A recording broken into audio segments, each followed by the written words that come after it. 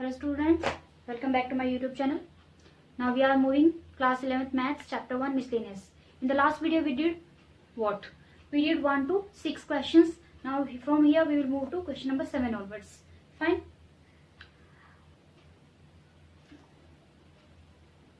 In the last video I told you to do one question that I think you have done because आपके answers तो बताए नहीं मेरे को. दूसरी बात, अब बच्चे वीडियोस नहीं देखते. क्योंकि अब देखो मैं इसमें आपको कुछ चुटकुला तो सुना नहीं सकती. अब मैथ्स है तो मैथ्स की तरह ही रहेगा. वो कुछ गाने भी नहीं सुना सकती इसमें, आपको कोई कहानी नहीं बना सकती आप लोगों के साथ. क्लियर? सो जो मैथ्स है वो तो मैथ्स ही रहेगा. ऊपर से बोरिंग सब्जेक्ट बच्चों को लगता है. बोरिंग बिल्कुल नहीं है. आप करना शुरू करोगे, you will get interest in it. अगर आपसे क्वेश्चन सोल्व होता है ना तो फिर आप और ज्यादा करने की कोशिश करते हो. क्लियर है? देखो कोई बात नहीं, देखो पढ़ना तो पड़ेगा. So question is it true that for every set A and B, this condition P is what? Power set. A union B is equals to power set of A union power set of B. Justify करना है अपना answer. अब दूसरी बात, बच्चे बोलते हैं कि मैडम हमें कैसे पता चलेगा कि हमें इसे प्रूव करना है कि या हमें इसे मतलब इसमें एग्जाम्पल देना. हाउ विल डू कि वो देखो जब उसने जस्टिफाई करने को बोल दिया, मान के चलो 101% आपका क्वेश्चन फॉल्स होने वाला है. मतलब इसका आंसर है फॉल्स. ट्रू तो होगा नहीं क्योंकि उसने जस्टिफाई करने को कहा है. जस्टिफाई हम तभी करते हैं चीजों को एग्जाम्पल के थ्रू जब हमारी चीजें गलत होती हैं. अगर वो बोलता है ना प्रूव दैट, अगर वो बोले prove that means this given statement is true completely. और जस्टिफिकेशन का मतलब आपकी स्टेटमेंट गलत है. इसकी अगर बात करूं, मैंने आंख बंद करके लिख दिया फॉल्स. अब मैं करके देखती हूँ क्या मैंने जो आंख बंद करके फॉल्स लिखा है वो सही लिखा है गलत लिखा है. नाउ कम, दो सेट ले लेते हैं. एक सेट को ले लिया सपोज 0,1 और सेट बी को ले लिया सपोज 2 ले लो. चलो एक सिंगलटन ले लिया मैंने, कोई फर्क नहीं पड़ता. अब मुझे जो प्रूफ करना है ये प्रूफ करना है. तो पहले तो मैं लिख लेती हूँ power set of A. Power set of A के लिखने आते हैं क्या क्या होता है. एक तो 5 होता है, सिंगलटन लिखते हैं फिर सारों को और फिर पूरा एक साथ. ये लो हो गया. इसी तरीके से पावर सेट ऑफ बी की अगर बात करूं तो पावर सेट ऑफ बी कितना आएगा. पावर सेट ऑफ बी है एक तो 5 आएगा और एक ये आएगा. ठीक है, वो बोल रहा है इन दोनों का मुझे लो यूनियन. चलो भाई मैं यूनियन भी लिख देती हूँ. ये लो, ये मैंने लिख दिया power set of B is union power set of U. Union का मतलब क्या होता है? Combination of all the sets. So it will be what? 5 तो आएगा, 0 भी आएगा, 1 भी आएगा, 2 भी आएगा और 0,1 भी आएगा. ये लो जी, होगी बात. ये तो मैंने निकाल ली अपनी राइट हैंड साइड. अब करते हैं लेफ्ट की बात. लेफ्ट में बोल रहा है power set of A union B. Power set of A union B की अगर मैं बात करूं पहले तो ए यूनियन बी निकालो. What is A union B? 0, 1 और 2, combination of all the 3 elements. इसके हमें निकालना है पावर सेट. क्या होते हैं पावर सेट? अब एक तो 5, singleton all 0, 1, 2, then pairwise 0, 1, 1, 2 and 0, 2 and then combination of all. ये हो गए पावर सेट. अब आप चेक कर लो क्या लेफ्ट और राइट बराबर है. चलो इसकी अगर हम बात करें पावर सेट में क्या क्या आ रहे हैं. 5 आ रहा है, ये जी 5 भी आ रहा है, 0 आ रहा है, 0 आ रहा है, 1 आ रहा है, 1 आ रहा है, 2 भी आ रहा है, 0, 1 अरे 0, 1 भी आ रहा है. ये तो बस. What about these elements? ये कहाँ चले गए? क्या ये आ रहे हैं? नहीं आ रहे ना. तो मैंने तो पहले कहा था कि इस कंडीशन क्या आएगी? फॉल्स आएगी. ठीक है, जब हम चीजों को प्रैक्टिस करते हैं ना तो वी यूज टू, हम उसके आदी बन जाते हैं और हमको चीजें ना दिमाग में ना बैठ जाती हैं. ऐसा कुछ नहीं है कि हम अलग से पढ़ के आते हैं कुछ या टीचर्स को अलग से चीजें आती है. So this was your question number 7. और ये कोई जरूर नहीं है कि ये एग्जाम्पल आपने देना है. कुछ भी एग्जाम्पल बनाओ अपने पास से. Give any number of elements in any set. कुछ भी सेट बनाओ and solve your question completely. Clear है बात? Now we move on to question number 8 and I just write that. See now see this is question number 8. 2 parts we have. ये question है ना बच्चों को बहुत टफ लगता है, पता नहीं क्यों, पर ये उतना ही इजी है. ठीक है, कुछ बुक्स में और इंटरनेट पे या कहीं पे भी आप सॉल्यूशंस देखोगे ना आपको कुछ ऐसे सॉल्यूशंस दिखाई देंगे कि वो इसमें से जैसे ये दोनों सेट हमें प्रूफ करने हैं इक्वल, तो हम जैसे इक्वलिटी हम प्रूफ करते हैं, जैसे A is to be proof करना है, तो हम क्या दिखाते हैं कि A content in B and B content in A, तो बोथ आर इक्वल, है ना। और कंटेनमेंट के लिए हम क्या दिखाते हैं कि मैंने इसमें कोई एलिमेंट X ले लिया एंड वी प्रूव दैट कि वो B में भी होगा, इसी तरीके से वाइस वर्सा कन्वर्सली प्रूफ करते हैं। इसे हम ऐसे नहीं करेंगे, बहुत सारे बुक्स में और बहुत सारे आपको इंटरनेट में ना इसी तरह से सोल्यूशन मिलेगा कि let X belongs to this and this, and वो बहुत लंबा प्रूफ होता जाएगा। आई डोंट लाइक दैट, बच्चे ये नहीं करते। और थोड़ा अब अलग मेथड देखो, A इज इक्वल टू ये प्रूफ करना है। अब A से तो कुछ नहीं कर सकते, राइट से शुरू करते हैं and we prove this is equal to left hand side which is equal to A। क्या होता है राइट हैंड साइड, बट उसके लिए आपको मेन थिंग है कि आपको प्रॉपर्टीज आनी चाहिए। If you don't know the properties then it's over. Then we have A intersection B union of A minus B। आपको ना प्रॉपर्टीज टिप्स पे होनी चाहिए। कोई भी आप क्लास का क्वेश्चन कर रहे हो, any class, any competitive exam, engineering, mechanical, कुछ भी आप साइंस साइड कहीं पे भी हो, आप IIT के लिए प्रिपेयर कर रहे हो, जी के लिए प्रिपेयर कर रहे हो, you should be your all the properties, all the formula should be on your tips. Now see if we solve this, अभी इंटरसेक्शन के साथ तो हम कुछ कर नहीं सकते। What is the meaning of difference? इसका मतलब होता है A इंटरसेक्शन B कॉम्प्लीमेंट। ये प्रॉपर्टी आपको पता होनी चाहिए। तो instead of this I can write A intersection B complement. So this we got. Now in place of this, ये और ये है मेरे पास, I'm writing A intersection B union with the B complement. अब आप बोलोगे मैम यहां से ये कैसे आ गया? जब मैंने आपको प्रॉपर्टीज पढ़ाई थी, मैंने आपको एक डिस्ट्रीब्यूटिव प्रॉपर्टी पढ़ाई थी, याद है? डिस्ट्रीब्यूटिव लॉ था एक, कि अगर मेरे पास तीन सेट है A, B एंड C, तो क्या होता है that A intersection of B union C is nothing but equal to A intersection B union with A intersection C। यहां से ये पढ़ाया था लेफ्ट टू राइट, क्लियर है? राइट से लेफ्ट जाके देखो जरा, A intersection B, A intersection B union union A intersection C, C के प्लेस पे B डैश है, C के प्लेस पे क्या है? B डैश है। तो अगर C के प्लेस पे B डैश रख दूं तो देखो A intersection B union B dash, क्या ये चीज नहीं आ जाती मेरे पास? आती कि नहीं आती? राइट टू लेफ्ट भी तो जा सकते हैं अगर property left to right true है तो हमारे पास। Now can I write this is equal to A intersection of B union B dash. और B यूनियन B डैश का मतलब क्या होता है? कोई भी सेट अगर दिया है, ये इसका कॉम्प्लीमेंट जो बाहर हो गया उससे अलग, पूरा यूनिवर्सल होता है, दोनों का यूनियन मिला दो तो क्या होगा? This is nothing but universal. So A intersection universal set, और यूनिवर्सल सेट के साथ किसी छोटे सेट का इंटरसेक्शन नथिंग बट द छोटे वाला set. So this is equal to A and this is equal to your left hand side. अब जो X लेके करते हैं, मुझे वो बहुत लंबा प्रोसेस भी लगता है, बहुत अजीब सा भी लगता है। इसमें देखो फर्स्ट स्टेप में आपने इसको इस प्रॉपर्टी में लिखा, ठीक है? यहाँ से ये क्वेश्चन था, यहाँ से ये आए, यहाँ से दूसरा स्टेप, दूसरे स्टेप में, तीसरा स्टेप में डिस्ट्रीब्यूटिव डाला, चौथे स्टेप में आपका आंसर। कुछ लॉजिक ना हो तो मुझे बताओ। So this is your first part.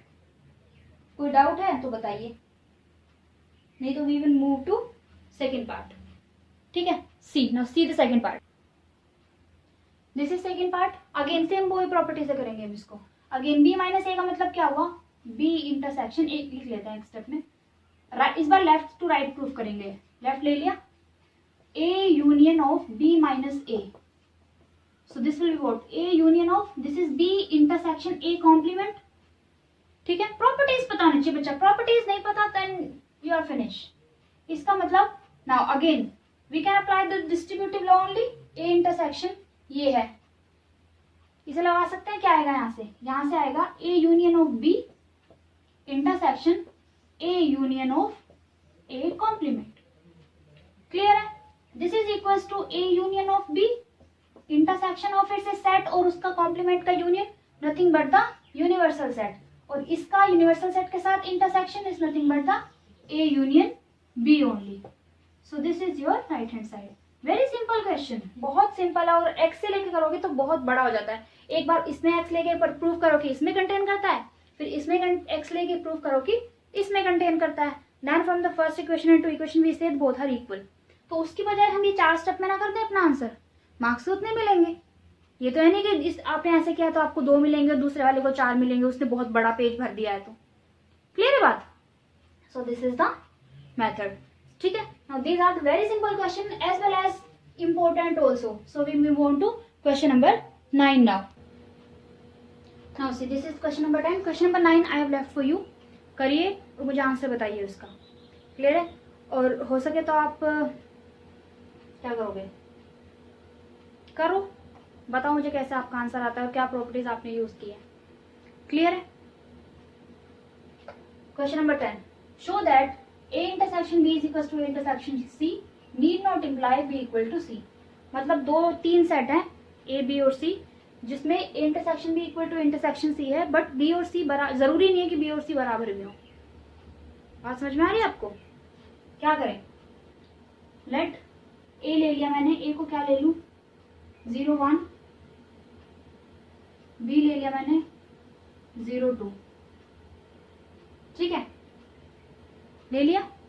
मतलब आपने क्वेश्चंस बताने, show that this is equals to this need not imply B equal to C. इसमें अगर देखें और सी भी ले लेते हैं, सी ले लिया मैंने, लेट सपोज 0 लेट सपोज 1 2 या 1 3 ले लो। क्लियर है? अब ए इंटरसेक्शन बी की अगर बात करें, A intersection B is what 0 0 is common in this, और ए इंटरसेक्शन सी की बात करूं तो क्या है 1 इज कॉमन, है ना। ये नहीं ले सकते क्योंकि हमें दोनों प्रूफ करने हैं इक्वल, तो 0 ले लो इसको भी, तो इसमें भी क्या आ गया 0 आ गया। देखा, क्वेश्चन गलत भी होते हैं तो ध्यान से लेना। जैसे मैंने यहाँ पे 1 ले लिया था, मैंने ये तो कॉमन तो आ गया, बट कंडीशन सेटिस्फाई नहीं हुई कि A intersection B should be equal to A intersection C. ठीक है, तो गलत समझना भी जरूरी होता है। अगर गलत ही समझोगे तो सही का पता नहीं चलेगा कि क्या सही चीजें हैं। ठीक है, तो this is A, this is B, this is C intersection, और ये हो गए आपस में क्या equal. Need not imply B equal to C, बिल्कुल सही बात है। क्या मेरा बी और सी बराबर है? बिल्कुल बात जरूरी नहीं है, बराबर हो भी सकते हैं और बराबर नहीं भी। इसलिए बोला उसने नीड नॉट इम्प्लाई, उसने ये बोला कि ऑलवेज नो। ऑलवेज की बात करूं, अगर मैं ये भी 2 ले लूं, हो गए बराबर, फिर भी कंडीशन ट्रू है। बात समझ में आ रही है? लेकिन उसने बोला कि अगर मैं यहाँ पे 3 ले देती हूँ तो नीड नॉट इम्प्लाई की कंडीशन आ जाती है कि वो बराबर हो भी सकते हैं, और जरूरी नहीं है कि वो बराबर हो, वो बराबर नहीं भी हो सकते। This was your question number 10. You have to just give the example for this question. Fine. Now we move on to question number 11, which is important as well from the examination point of view. Now see this question. In this question, let A and B two sets. A intersection B is equals to B intersection C. Sorry, A intersection X is equals to B intersection X, which is equals to empty set, and A union X is equals to B union X for the sum set X. और आपने prove करना है कि क्या है, A और B आपस में इक्वल सेट है। क्लियर है? देखिए, इसमें आपको हिंट भी दिया हुआ है एनसीईआरटी में, अगर आप देखो तो आपको लिखा हुआ है उसने कि आप A इज इक्वल्स टू ये प्रूफ लिखिए और फिर उसमें डिस्ट्रीब्यूटिव लॉ लगाइए। चलो वही लगा देते हैं। Let A is equals to A intersection of A union X, जो आपको हिंट दे रखा है वही लगा लेते हैं। ठीक है, क्या होगा ये अगर इसमें लगाऊं मैं, व्हाट इट विल बी। ए को आपने ये लिख लिया, बिकॉज क्यों लिख लिया, अब देखो लिखने का लॉजिक भी होता है एक। ये सेट ए है, ये ए यूनियन एक्स है, ठीक है, दोनों का इंटरसेक्शन क्या आएगा, छोटा सेट ही आएगा, क्योंकि ऑब्वियस सी बात है ए यूनियन एक्स, एक्स में भी कुछ एलिमेंट होगा, नहीं भी हुआ तो भी अगर एक्स सिंगलटन भी हुआ सपोज, मतलब सॉरी नल सेट भी हुआ, तो ए यूनियन एक्स क्या रहेगा, ए ही रहेगा, और ए इंटरसेक्शन ए फिर से क्या होगा, ए ही होगा। तो जो मान के चल रहे हो उसको जरा लॉजिकली सोच लेना कि क्या तुमने वो सही लिखा है नहीं लिखा है। ये लिखने के बाद ये लिख लिया। इसकी अगर बात करें, अगर हम लगाएं इसमें, अब लिखा है इसमें bye distributive law, bye distributive law. क्या कहता है डिस्ट्रीब्यूटिव लॉ? ये कहता है ए इंटरसेक्शन ऑफ ए फिर union of A intersection of x, ये आएगा। अब ए इंटरसेक्शन ए का मतलब क्या हुआ, ए हुआ union of what is A intersection x, intersection X का मतलब क्या हुआ, जो बच्चे करते हैं वही मैं समझा रही हूँ आपको। यूनियन ऑफ, फिर आप लिख दोगे इसको हुआ 5 और ये इक्वल टू आ गया ए के। क्वेश्चन कहाँ प्रूव हुआ कि ए इक्वल टू बी है? कहीं प्रूव हुआ क्वेश्चन? नहीं हुआ ना। तो बच्चे यही करते हैं जो कि होता है गलत। इसलिए मैंने आपको बोला था गलत पढ़ना भी जरूरी होता है। ये लिख दिया, ये लिख दिया, ये लिख दिया, भाई क्वेश्चन तो वहां का वहीं रह गया, बात कहाँ खत्म हुई? नहीं हुई ना। अब देखो सही क्वेश्चन, ठीक है, अब देखो सही क्वेश्चन।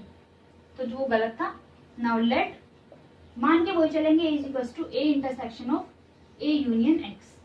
ठीक है, अब दूसरा स्टेप आपने क्या करना है, डिस्ट्रीब्यूटिव नहीं लगाना। इज इक्वल टू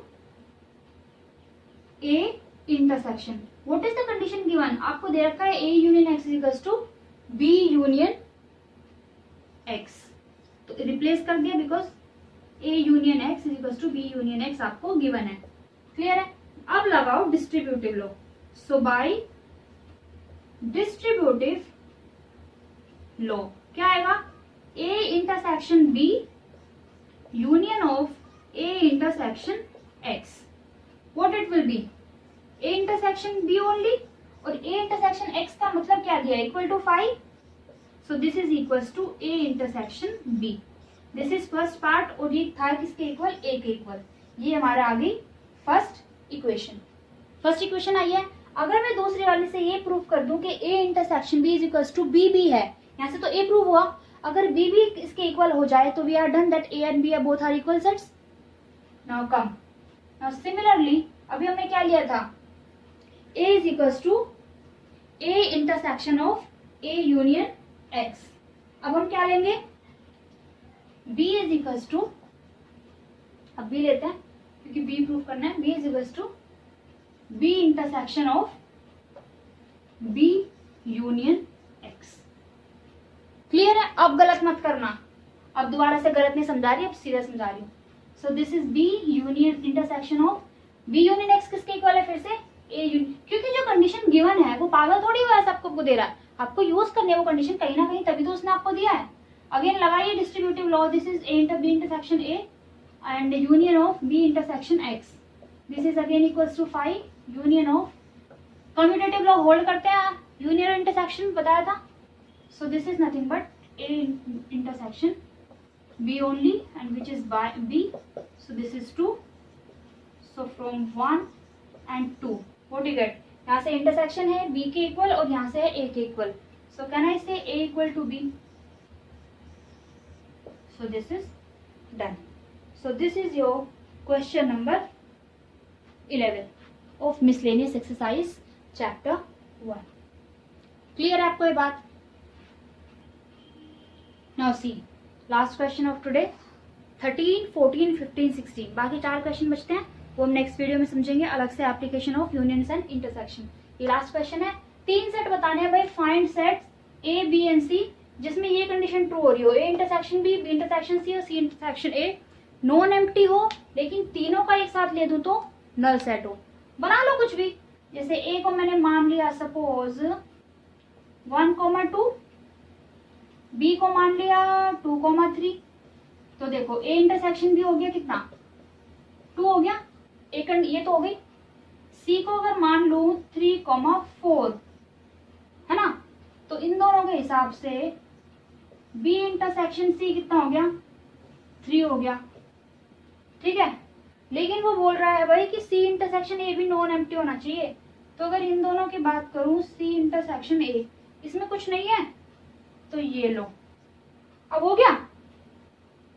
अब ठीक है, तो अब कितना हो गया? 1 कॉमन हो गया इन दोनों में, है ना। लेकिन क्या तीनों में कुछ कॉमन है? तीनों में है कुछ कॉमन, इसमें 1 2 है, इसमें 2 3, इसमें 1 3 4, तो ये लो बन गए सेट, हो गया example. Clear? So this was your till question number 12, 7 8 9 10 11 12। ठीक है, करिए दोस्तों के साथ शेयर करिए वीडियो को, उनको भी बताइए कि आपको इजी मेथड आते हैं, हम अच्छे से पढ़ते हैं, कोई शौक नहीं है मेरे को भाई। ठीक है, आपको बहुत सारे बच्चों को नहीं दिखाने, मुझे फर्क पड़ता है कि अगर मेरे बच्चे से, मेरी वीडियो से एक बच्चा भी पढ़ रहा है, उसको समझ में आ रही है चीजें, देन आई एम सेटिस्फाइड। ठीक है, बहुत सारे पढ़ते हैं तो बहुत अच्छी बात है, सबका भला हो जाए। क्लियर है? So we are stopping here only. The next video will start with question number 13, 14, 15, 16. Application of union intersection, जिसमें आपको एप्लीकेशन बेस्ड क्वेश्चंस दिए हैं और उसको हम करेंगे. पेपर में ज्यादातर वो आते हैं, ठीक है, and they are important question as well. अभी इसके साथ करूंगी तो बहुत टाइम भी हो जाएगा और आपके साथ बहुत लंबी वीडियो भी हो जाएगी.